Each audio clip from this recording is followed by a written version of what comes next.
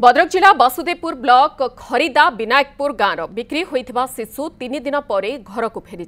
गत 29 तारीख वासुदेवपुर डाक्तखाना संजय मल्लिक एक शिशु कन्या जन्म होता जन्मर 4 दिन पर संजय झील को केउठी बिक्री कर अभियोग होता तेबे अभियोग पाई जिला शिशु सुरक्षा विभाग तनाघना आरंभ करथिला हेले संजय केवाड़े चली जाइतिबा बेले बापा नृसिंह मल्लिक को शिशु सुरक्षाकर्मी पचरा उचरा करथिले तेबे संजय शिशु कन्या को धरी गतकाली राति रे घरे पहुंची छंते नहीं सर एटा मिछ अभियोग मनरे आम गाँ लोक मिसिक किसी दीदी मैंने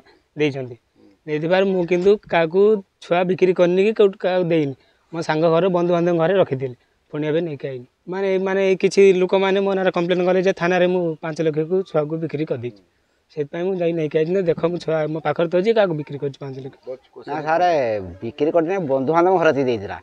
कौ बंधु बांधव घर दी सारे मुझे जानी नहीं पुआ जाइए पुआ बो से आइले आसला घर रही तो स्वास्थ्य भल रही।